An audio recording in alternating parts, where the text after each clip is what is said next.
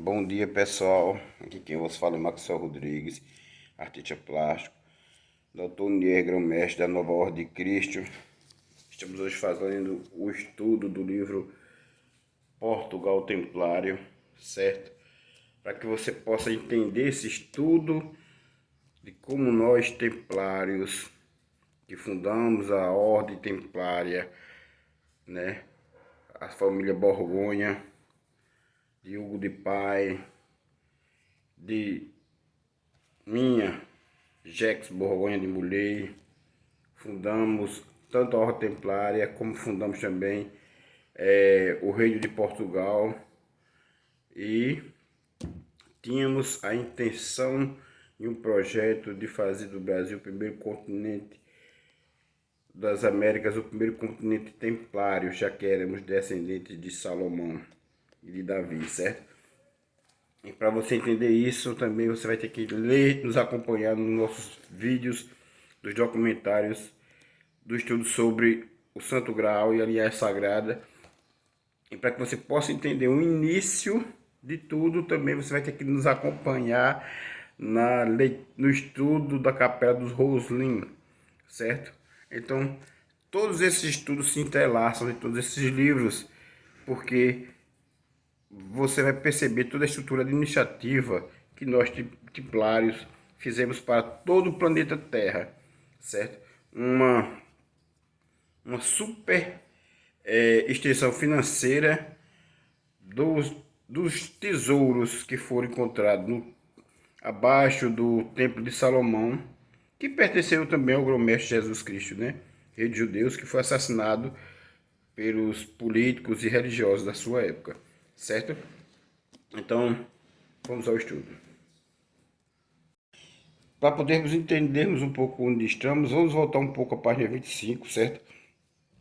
E vamos falar aqui um pouco sobre o arcebispo de Compostela moveu a ação difamatória e anatemizadora contra o bispado de Braga, antiga capital religiosa da Espanha, por Dom Afonso Henrique ter decidido fazer do Primaz Bracarense sede da igreja lusitânia, sede da igreja de Portugal, certo? Fundado simultaneamente na Freiraria de Évora, a Ordem de São Bento de Aves e a Ordem de São Miguel de Altla. Na Freiraria de Évora, a Ordem de São Bento de Aves e a Ordem de São Miguel de Ala. Asa ou Azinha, arcanjo padroeiro ou patrono do condado portucalense, já desde o conde Dom Henrique, para não recuar mais atrás, apossando como órgão da sinagoga ibérica. Igreja essa, acaso, politicamente aliada a Roma, desculpa, mas de certo convenientemente aliada de Roma. São arremessados os maiores e mais odiosos impropérios e anatemas a Afonso Henrique, no chamado processo anti-afonsino, de autoria de Diego Gelmires, exemplos anticristos, Perro Negro de Santiago Apóstolo, faraó perseguidor da igreja,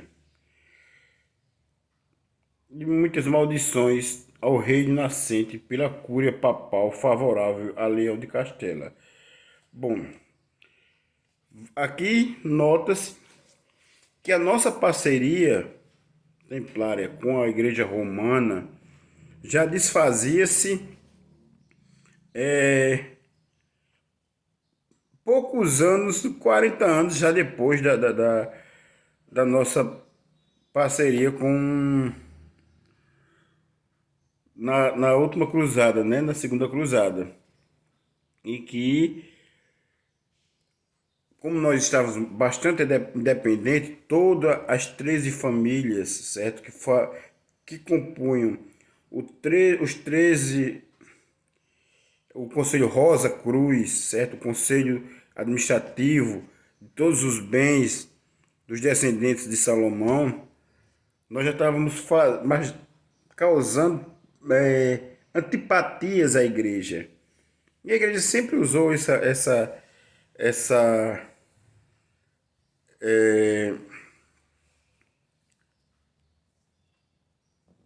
essa tática de defamação, né? Desde a época remota, desde a época de Cristo, que foi imputado a ele um crime de roubo, sem ele ter nunca roubado. Ele só queria dividir o bem dele com a população. Não era dele? Bom,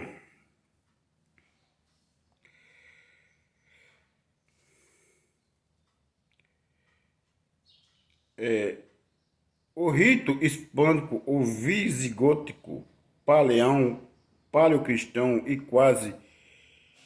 é quase degolado e enviado ao papal para ter sido feito de Sacopa, em Coimbra, um ritual de exorcismo e maldição ao condado de Portucalense. Cai por terra decisivamente a teoria anacrônica e jesuítica de Afonso Henrique não ter passado de um analfabeto inculto, guerrilheiro sem honra, com alguma sorte militar. Tudo isso foi imputado a Dom Henrique pela Igreja Católica. Em sua época, pretendido mestre supremo da soberana ordem de Matriz, feito de uma terra distinta e conversou com o céu que o abençoava. Encontraram-se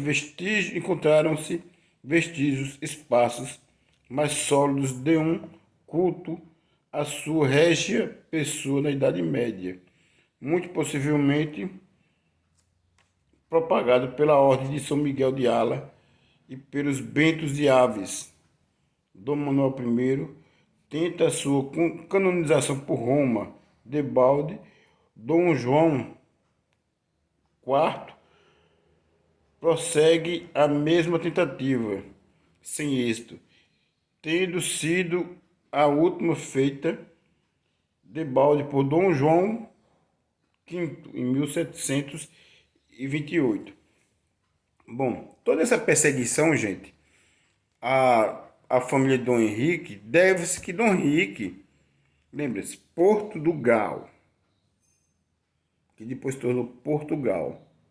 Dom Henrique era descendente de Jesus, certo? Por isso houve toda essa perseguição, porque ele, sendo descendente de Jesus, queria implantar um reino para sua linhagem, certo? Finalmente, em 5 de outubro de 1143, dá-se a Conferência de Zamora, desfachada com o Tratado de Paz entre Afonso Henrique e Afonso VII de Leão, na presença do legado papal.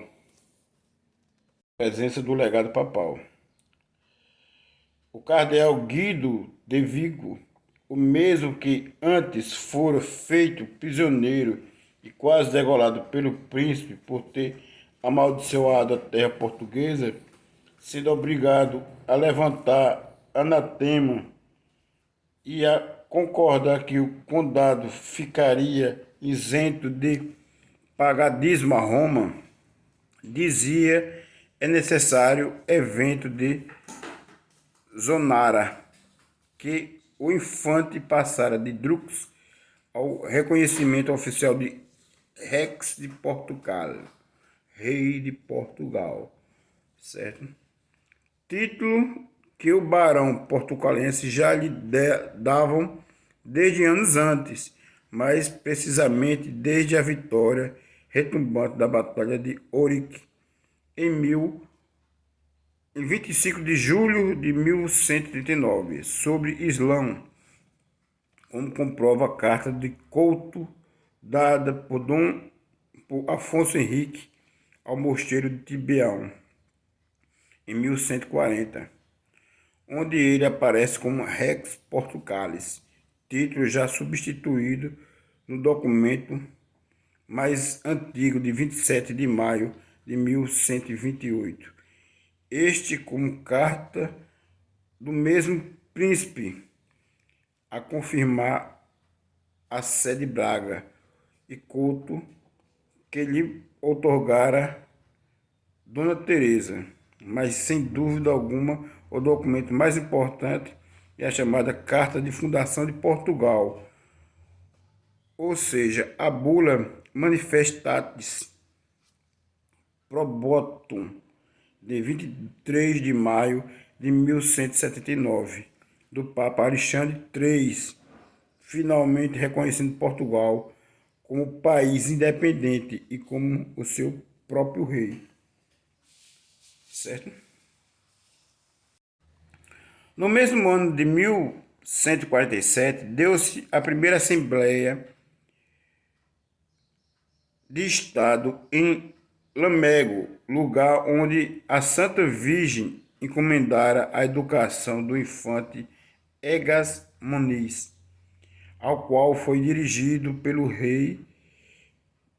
já rei Afonso I, e cujo documento lavrado o ato assim começa: em nome da Santa Indivisível Trindade, Pai, Filho e Espírito Santo, Trindade inseparável, que nunca pode ser separada, eu, Afonso, filho do grande conde Dom Henrique e da rainha Teresa, neto do grande Afonso, imperador das Espanhas, e pela misericórdia de Deus, ultimamente elevado ao trono dos reis, e etc. Portanto, rei por desígnio do grande rei, no trono ou terra eleita, porto do grau, certo? Veja aqui, ó, mais uma vez, certo? Já antes aclamado Portucalax Rex, ou rei de Portugal, por Cristo, descido do céu e seus cavaleiros na terra, em Orique, milagres cristológicos antecipando a vitória na batalha decisiva para a derrota do Império Almovárida de África no sudoeste hispânico. O princípio do dogma teológico da Santíssima Trindade assiste e rege os ciclos da época de Afonso Henrique e dos seus sucessores imediatos, de certo propagado pelos templários e seus policiados, os rabinos cabalistas das alformas sinagogas incertas nos espaços. Bom, pessoal, esse modelo de administração voltado para o sagrado de Dom Afonso, Dom Henrique de Portugal, é um modelo sacerdotal já usado por Cristo, por Jesus Cristo, em Jerusalém, certo? A diferença é que antes de Cristo, na época de Cristo, o templo foi dividido por duas pessoas, por Jesus Cristo e por João Batista, certo? Então, Jesus, com a morte de João Batista, Jesus Cristo assumiu que para algumas pessoas daquela época, né, o Sinédrio, que eram seus ministros, né, era uma infâmia, era contra a lei. Ele assumiu os dois postos, né, o de rei e o de sacerdote real, né? Então por isso que ele foi perseguido também. Então, e por querer dividir 50% do tesouro com a população simples, certo? Mas essa modelo que já vinha do Egito, onde os faraós eram, eram considerados deuses, que o povo judeu, lembrando sempre que Jesus Cristo era rei de judeus, ele era judeu. O cristianismo, como hoje se conhece, foi fundado 345 anos depois por Constantino, certo? É bom sempre lembrar isso. E que Jesus Cristo fez toda a sua pregação para judeus que haviam em suas mentes preparado para o olho por olho, dente por dente de Moisés, que foi uma infeliz interpretação de Moisés, né? Da bondade divina. Dos ábolos e comendas do templo, assim como os principais feitos de armas de sua vida. As vitórias retumbantes de São Mamede e de Ori, que foram decisivas ao desfechos aclamatórios de Afonso I, como Rex vencedor dos ciclos martrial, Atlante e Neptuniano, e patriarcal, ariano-uraniano,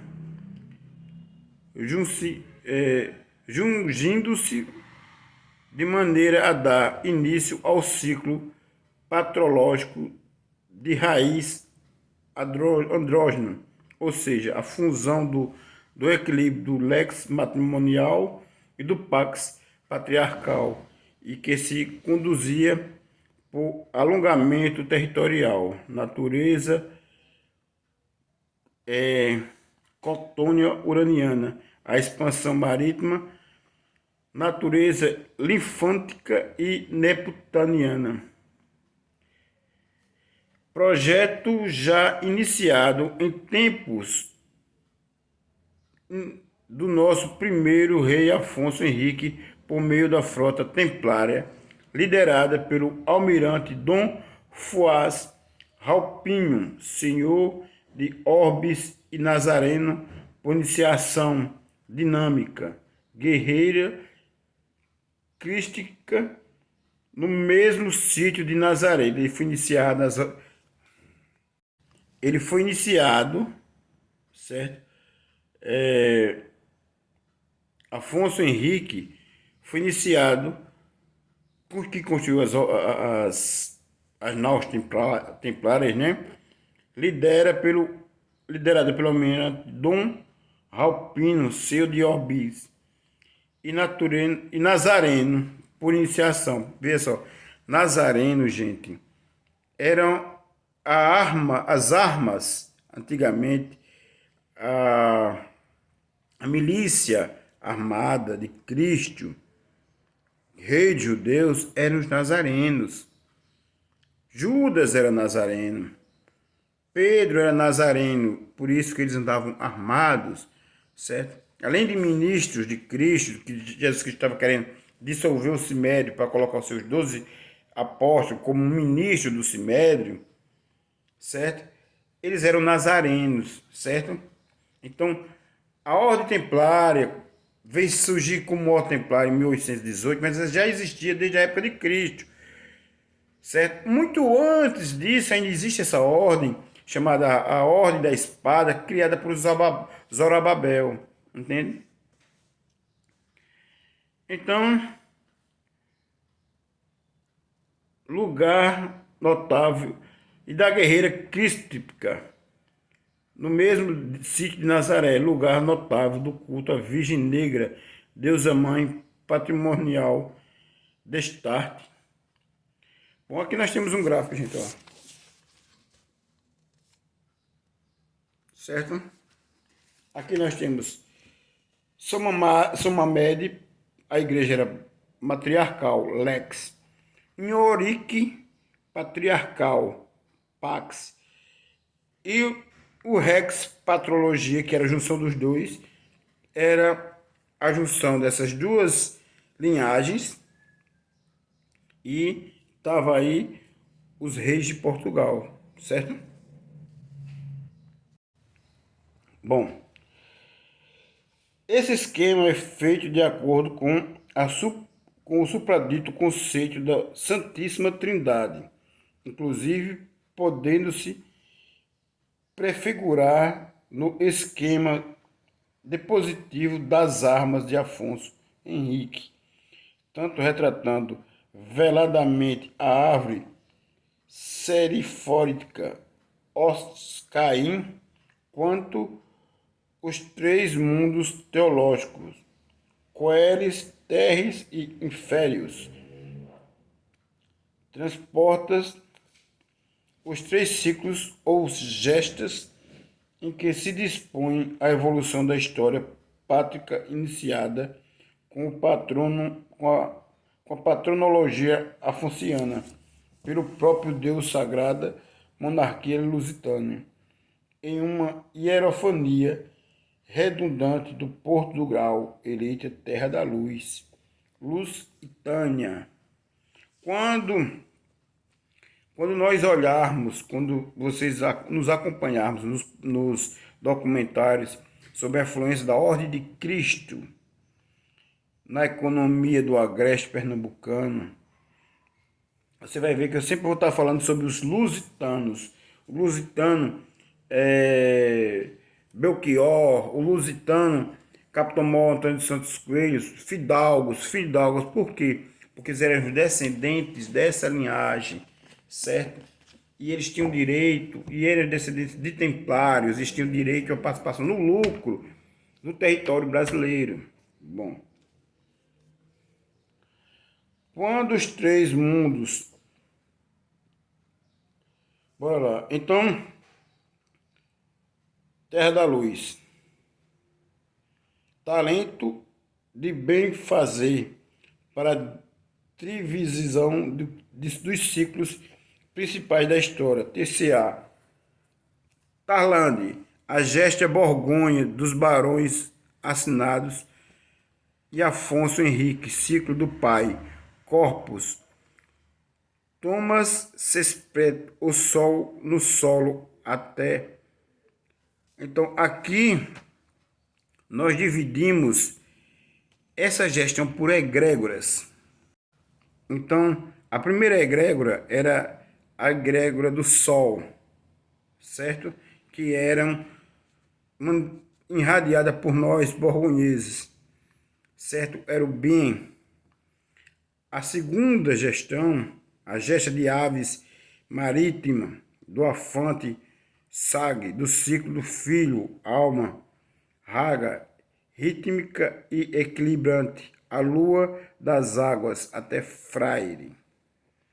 E a terceira e última, a gestão sebastiática, de Dom Sebastião de atualidade, ciclo do Espírito Santo, Império, Sattva, Cefrágolos, o sol no sol, a mãe fecundada pelo pai até o futuro, certo? Então, que são ritos de três egrégoras, manipulação de três egrégoras, para que o reino de Portugal e todos os seus territórios tivesse sempre uma expansão financeira. Respeitando ao tema em causa, respingo as palavras seguintes a Dalila Pereira da Costa. Uma concepção superior à primeira da nação surge pela elevação de Dom Afonso à soberania suprema, desde então como fundador de uma existência nova dos portugueses, como povo independente, e desde então também possuindo uma responsabilidade por eleição e mandato divino de missão universal. Passou-se do octótico ao celeste, negando a superioridade da mãe terrena, a paternidade do fundador e doravante celeste, a de Cristo, assim mostrando-se como seu Senhor. Não te apareci deste modo para acrescentar a tua fé, mas para fortalecer o teu coração nesta empresa, e fundar os princípios do teu reino em pedra firmíssima.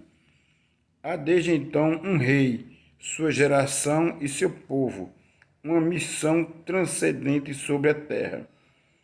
Do mesmo passo, o novo rei fundado assim a nova paternidade de uma nação, a sua. Esse é um dos maiores significados da vitória destas duas batalhas sucessivas. São Mamed e Orique, a traição serpentária da rainha Teresa será a expressão de uma última luta de morte de um princípio feminino nesta terra de Afuxas, agora Portucali, finalmente vencido, e onde ainda se declara como outrora uma herança regida matriarcalmente, em que a mulher era a proprietária da terra, por herança recebida dos pais. Assim dirá Dona Teresa nessa luta de morte entre mãe e filho: minha são as terras e minha será, porque realmente ela vinha da linhagem, eles casavam entre si, certo? Os descendentes de Salomão casavam, e de Jacó, casavam-se entre si.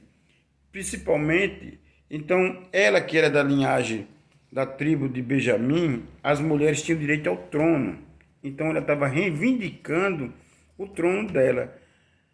Então, mas aqui o filho dela se impôs a ela, entende? E aí houve essa briga entre Dom Afonso e sua mãe.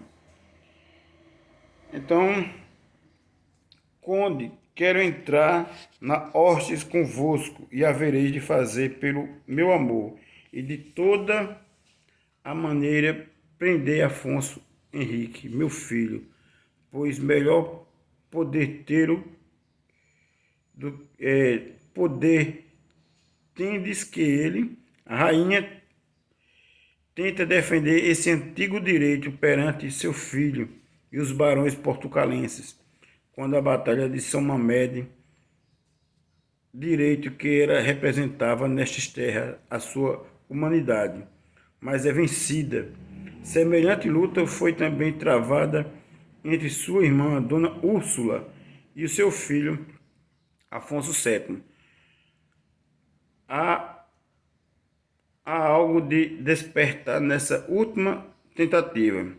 Dona Teresa, na sua vingança de Erinia implacável, neste poema citado do Cantar de Afonso Henrique, desculpa, gente, que seguirá a tradição de uma rainha e mãe metida a ferros pelo filho, e a tradição tecida à volta de sua maldição, tendo como desfecho a realização perfeita e desastre de Dom Afonso Henrique em Badajoz, ao fugir da cidade sediada por seu primo Dom Afonso VII. Quebra uma perna no encontro ao ferrolho da porta do castelo e é preso por aquele.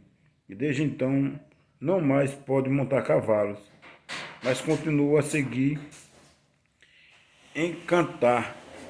Ela, quando viu que assim o prendiam a ferro, disse: Afonso Henrique, meu filho, prendeste-me e quitaste-me de meu marido.